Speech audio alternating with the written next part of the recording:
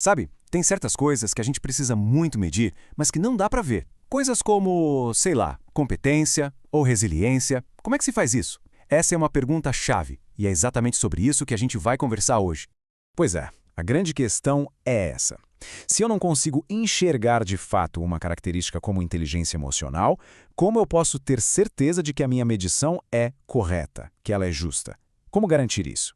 A resposta é: a gente não mede diretamente. O truque é outro. O que a gente faz, na verdade, é olhar para o comportamento. A gente infere, sabe? A gente deduz essas características a partir de coisas que as pessoas fazem que a gente consegue sim observar. Para isso ficar bem mais claro, vamos pensar numa analogia bem simples. Imagina só, você está parado numa esquina, uma esquina com bastante movimento. Então, tá vindo um carro na curva. Só que você não consegue ver o carro. A única coisa que você vê são as pessoas atravessando a rua. E aí, olhando para elas, se elas atravessam correndo, com pressa, ou se atravessam com calma, você começa a ter uma ideia, né? Você deduz se o carro está perto, se está longe, se está vindo rápido. E é exatamente aqui que a gente chega no ponto principal de hoje. O nome disso é fidedignidade. E olha, esse é um conceito absolutamente essencial para qualquer tipo de avaliação séria.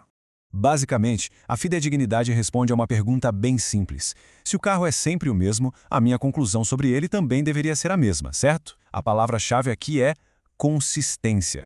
Agora, imagina o seguinte: o carro está lá, sempre na mesma distância, sempre na mesma velocidade. Não muda nada. Mas, cada dia que você vai lá e olha para as pessoas, você chega a uma conclusão diferente. Num dia você acha que o carro está perto. No outro, você já acha que ele está longe.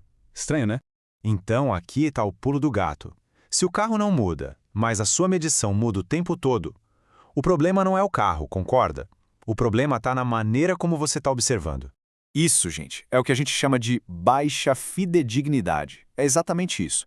É quando a nossa régua, a nossa ferramenta de medição, dá um resultado diferente cada vez que a gente mede a mesmíssima coisa.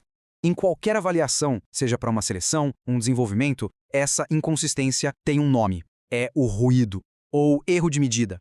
E esse ruído pode vir de um monte de lugar, sabe? Pode ser distração, pode ser cansaço da pessoa que está sendo avaliada, ou até uma pergunta mal feita no teste. Tudo isso interfere.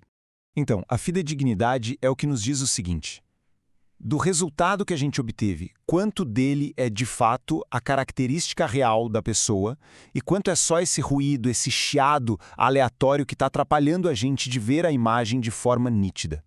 E é aqui que a conversa fica bem séria, porque fidedignidade pode parecer um termo técnico, uma coisa de especialista, mas não é. As implicações disso no mundo real são enormes. Pensa bem.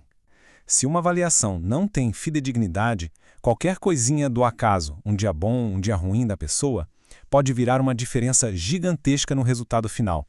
E isso pode definir o rumo da carreira de alguém. É muito sério. É por isso que a gente diz que fidedignidade não é só um detalhe técnico. É, na verdade, um critério ético e um critério fundamental. Porque, vamos ser sinceros, sem uma medida que seja consistente, que seja estável, como é que se toma uma decisão justa? Não tem como. Não existe uma base sólida para isso. Principalmente quando a gente fala de decisões importantes sobre pessoas, como no RH. Ok, então a gente entendeu a importância da consistência. Mas será que só isso basta? Agora que a gente já garantiu que a nossa medição é estável, aparece uma outra pergunta tão importante quanto. Beleza. Digamos que a nossa medição é fidedigna, é super consistente. A gente está conseguindo medir alguma coisa de forma bem estável. A grande questão agora é, essa coisa que a gente está medindo com tanta precisão é o que realmente importa para aquela vaga? É o que vai fazer a diferença? A resposta para essa pergunta tem nome, e o nome é validade.